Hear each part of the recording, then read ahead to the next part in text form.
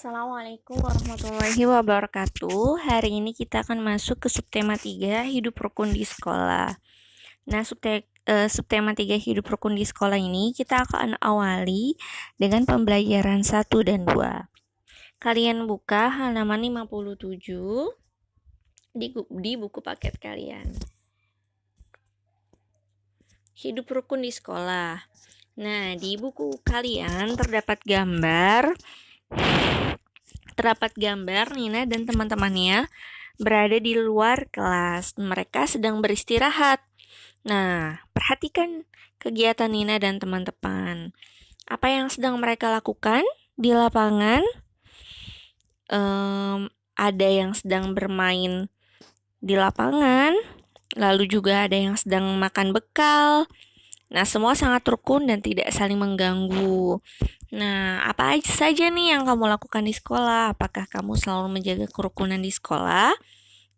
Nah, jadi hidup rukun di sekolah ini nanti mengajarkan kalian untuk hidup rukun dengan teman-teman kalian khususnya di sekolah.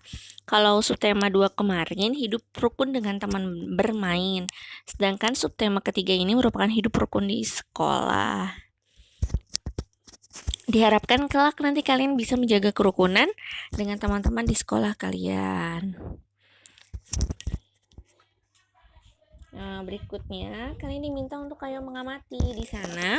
Di buku kalian halaman 58 terdapat 4 gambar. Nah, gambar pertama yaitu guru meminta kalian untuk masuk ke kelas dengan tertib. Masuklah ke kelas dengan tertib anak-anak. Lalu anak-anak menjawab, "Iya, Bu." Berikutnya Bu guru meminta Nina untuk menutup pintu kelas. Bu guru berbicara seperti ini, "Nina, tutuplah kembali pintu kelas." Nina pun menjawab, "Iya, Bu." Nah, kalian memperhatikan tidak ada sesuatu yang berbeda dengan perkataan Bu guru yang seperti biasanya.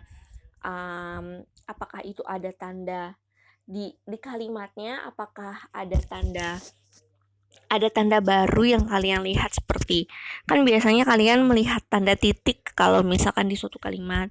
Nah, di kalimat ini kalian bisa melihat bahwa ada tanda seru. Nah, tanda seru inilah yang merupakan kalimat baru yang akan kalian pelajari. Nah, berikutnya ada lagi nih gambar guru meminta murid-muridnya untuk duduk di bangku masing-masing.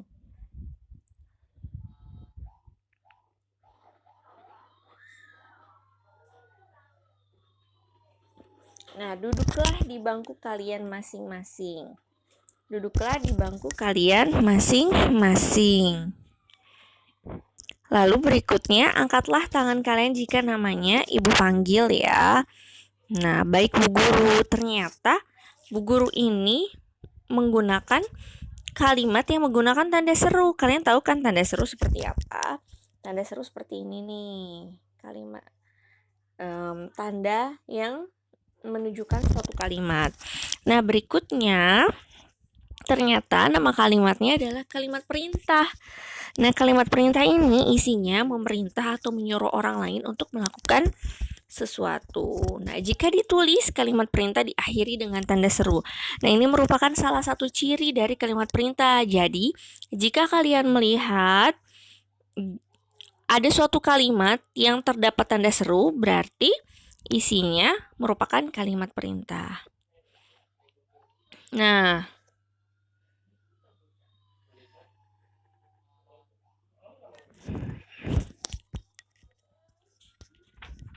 Nah, berikutnya adalah ayo berhitung. Ayo berhitung di sini alat mewarnai Nina dan teman-teman bermacam-macam. Ada 146 krayon dan 217 pensil warna. Berapakah jumlah krayon dan pensil warna seluruhnya? Nah, berapa ya? Jadi semuanya Jadi Nina ini memiliki 146 krayon dan 217 pensil warna.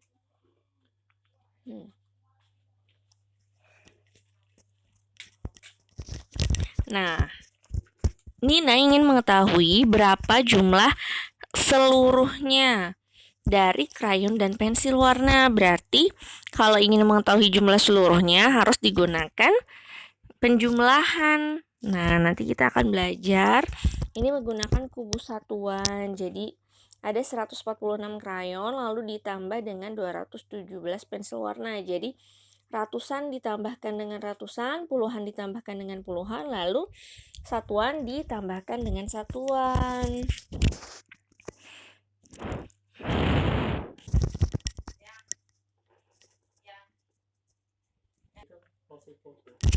Nah, lalu cara berhitungnya ini menggunakan cara panjang nanti akan Ibu jelaskan di suatu video.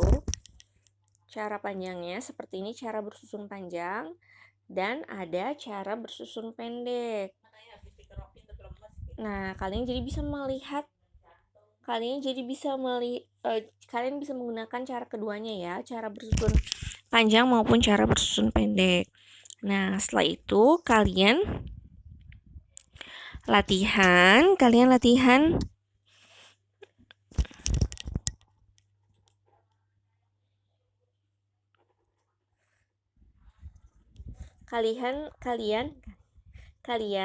nomor 1. Ayo berlatih di halaman 61.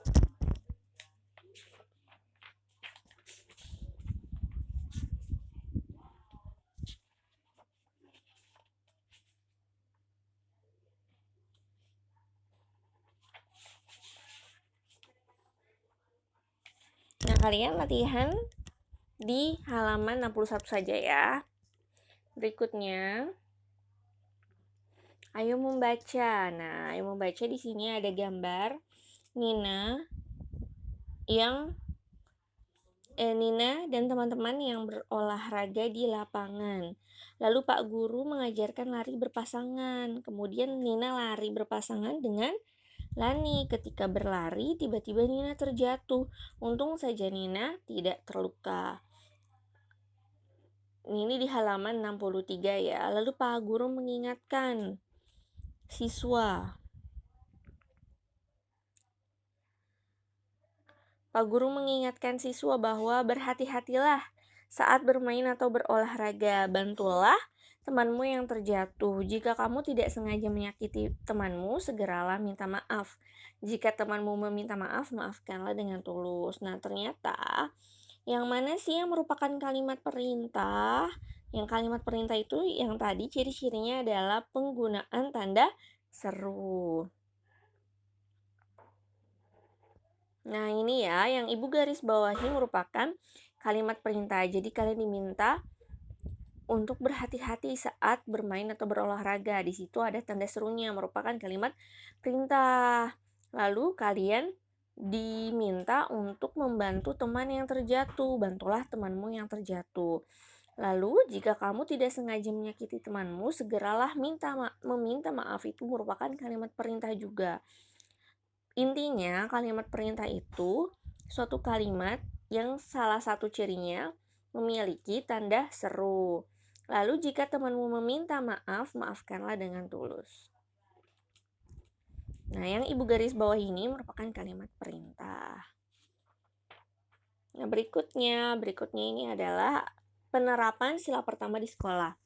Penerapan sila pertama di sekolah. Nah, kalau sila pertama itu merupakan ketuhanan yang Maha Esa. Nah, jadi semua yang berhubungan dengan ibadah berarti merupakan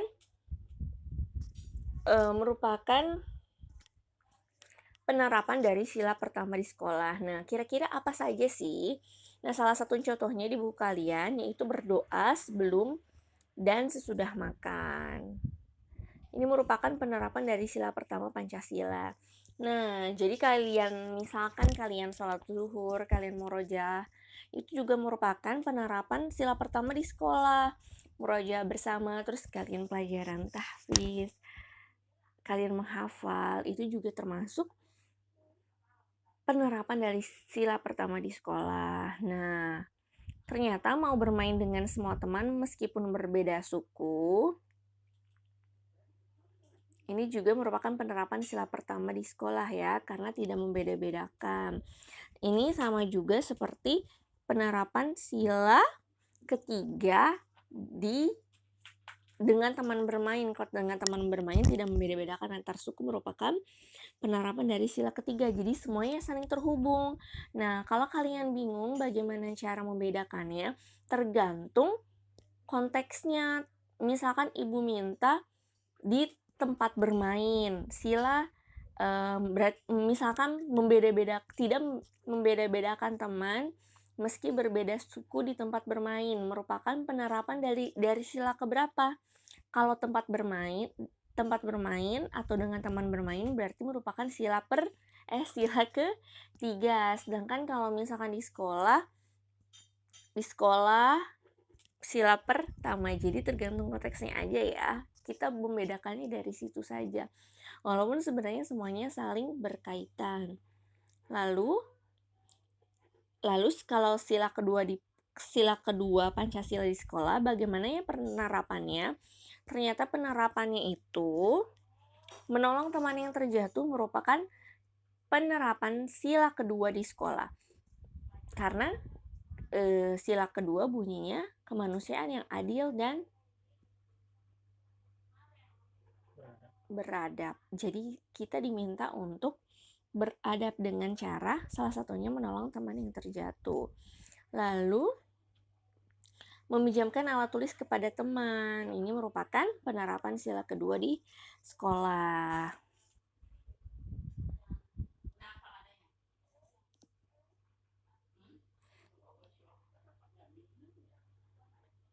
Nah, ini kan kalian diminta untuk ayo berlatih.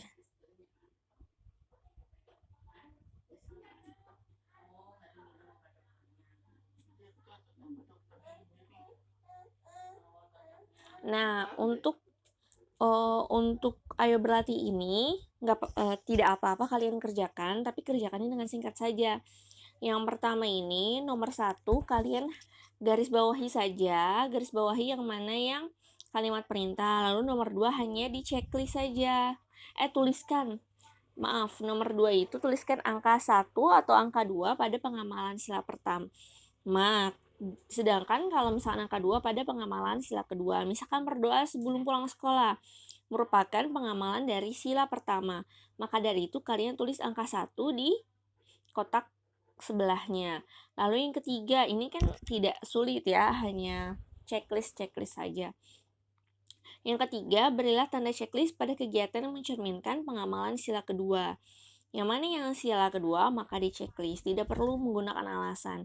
Yang halaman 65 ini hanya secara singkat saja. Berikutnya selesai. Nanti Ibu akan mensisipkan video bagaimana cara menghitung dengan cara panjang maupun cara pendek ya.